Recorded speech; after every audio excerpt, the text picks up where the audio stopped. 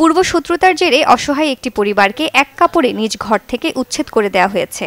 গত ৬ আগস্ট ভোলার চরফ্যাশন উপজেলার দক্ষিণ আইচা বাজার সংলগ্ন বাড়িতে এমন ঘটনা ঘটে। বসতভিটায় ফিরতে দাঁড়ে দাঁড়িয়ে ঘুরছেন বলে জানান অভিযোগকারী আনোয়ারুল্লাহ। অথচ ১.৫ মাসেরও বেশি সময় কোনো প্রতিকার পায়নি ভুক্তভোগী এই পরিবার। তারা এলোপাতারিভাবে মারধর করে আমাদেরকে বের করে দিছে এবং আজকে আমাদের এই ছোট ভাইয়ের বউ বাচ্চা এরা সহ আমরা অন্য জায়গায় আমাদের নানা বাড়িতে আশ্রয় আছি। বাচ্চাদের স্কুল বন্ধ, স্কুলে যেতে পারতেছে না। আমরা চাই বিচারিক আদালতে এখানে সম্পূর্ণ বিচার শেষ। তারা এখন আমাদেরকে আওয়ামী লীগ বানায়া, আওয়ামী লীগ ট্যাগলাইন দিয়ে তারা আমাদের জমি জবরদখল করে খেতে চায়। পরিবারটিকে যে ঘরছাড়া করা হয়েছে শুধু তাই নয়, আসবাবপত্র, নগদ টাকা, স্বর্ণালঙ্কার সহ সবকিছুই লুট করে নেয় প্রতিপক্ষ আলাউদ্দিন খাঁ ও তার লোকজন। হামলাকারীরা মারধরও করে ওই পরিবারের সদস্যদের। হামলা থেকে রক্ষা পায়নি শিশুরাও। রাতের ১টা বাজে তখন ধারালো অস্ত্র নিয়ে ওরা দরজা পাশে কূপ দিয়ে বলে দরজা খোলো। তারপর আমরা ভয়ে দরজা খুললে আমাদের গলার সামনে ছুরি ধরছে, তোমরা বের হয়ে যাও, যদি বের না হয় তাহলে তোমাদের গলা কেটে তুমি বললে আমাদের বাচ্চা সহ আমাদের সব কিছু নিয়ে, আমার বাচ্চা সহ সব কিছু নিয়ে গেছে। আমাদেরকে এক কাপড় ঘর থেকে বের করে দিয়েছে, দরজায় কোপ দিয়ে পরে বের তোরা, তারপরে বের করে দিছে। মামা শ্বশুরকে অনেক মারছে। আমার এই ছেলে মেয়ে মানে অনেক কান্নাকাটি করছে। আমি ওদেরকে নিয়ে রাত্রে পরে বের হয়ে আসি। আমার কোনো বই খাতা কিচ্ছু দেয় না, এলে আমি পরীক্ষা দিতে পারি নাই। আমার চাচুরে মারছিল, আমার দাদা করে মারছিল।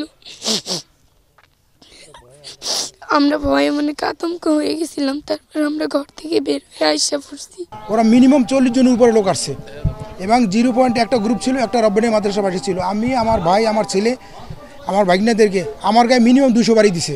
আমার 2টা সিনা, আমার মেডিকেল সার্টিফিকেট আছে এবং পায়ের রান কালো করে গেলেছে। আমি দৌড়ে উঠে এই বিল্ডিংয়ের উপরে উঠছি, এখান থেকে টাইম গিয়ে আমার হেসড়ে নামাই ওকে শালাপুত্তর আর্মিগিরি ছুটেই দুম। আমার পকেটে 47,000 টাকা, আমি মারা যাব, কেউ অমর না পৃথিবীতে।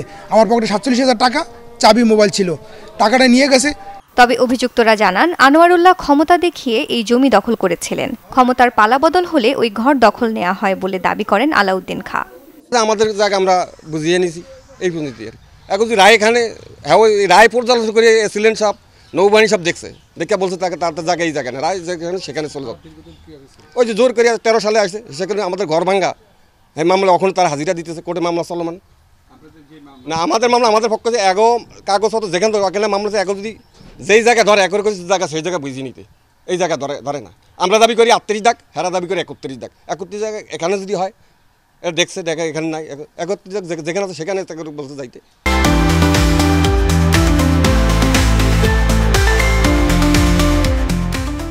প্রতিপক্ষের এই দাবিকে অসত্য বলে উল্লেখ করেন আনোয়ারুল্লাহ। জানান 2013 সালে আদালতের রায় নিয়ে ওই জমিতে আধা পাকা বাড়ি নির্মাণ করা হয়। আমার বাড়ি, আমার ঘর হঠাৎ করে এরা 13 সালে আয় আমার ঘরে রাত্রে আমার ঘর আছে, ওয়াল করা ঘর আছে, উপরে টিনের ছানি। এই দিনের পরে ভাঙ্গা চুরি এরা হালাই দিচ্ছে আমার মা বোন এদেরকে ফিরে 9 মাসটা পর্যন্ত পড়তে দেয়। তারপরে এখনো মামলা, এই মামলা আছে আমার নামে, একটা চাঁদাবাদী মামলা আগে দিয়া লইছে, 2টা ফৌজদারি মামলা দিচ্ছে, এখন আমরা হাজির। দক্ষিণ আইচা থানার ভারপ্রাপ্ত কর্মকর্তা জানান এই বিষয়ে মৌখিক অভিযোগ পেলেও লিখিত কোনো অভিযোগ এখনো পাননি তারা। লিখিত অভিযোগ পেলে আইন অনুযায়ী ব্যবস্থা নেওয়া হবে বলে আশ্বাস দেন তিনি। আমার দক্ষিণ আইচা থানাধীন চরফ্যাশন উপজেলা দক্ষিণ আইচা থানাধীন এই ধরনের কোনো অভিযোগ আমাদের কাছে আসে নাই। মৌখিকভাবে আমরা শোনার পর আমি সেখানে অফিসার ফোর্স প্রেরণ করেছি এবং আমাদের কাছে লিখিত যদি কোনো কমপ্লেন আসে তাহলে আমরা অবশ্যই আইনানুগ ব্যবস্থা গ্রহণ করব। গত 1.5 মাস ধরে কখনো এ বাড়ি আবার কখনো অন্য কারো বাড়িতে মানবেতর বসবাস করছেন ভুক্তভোগী পরিবারটির সদস্যরা। Desk report, channel 24।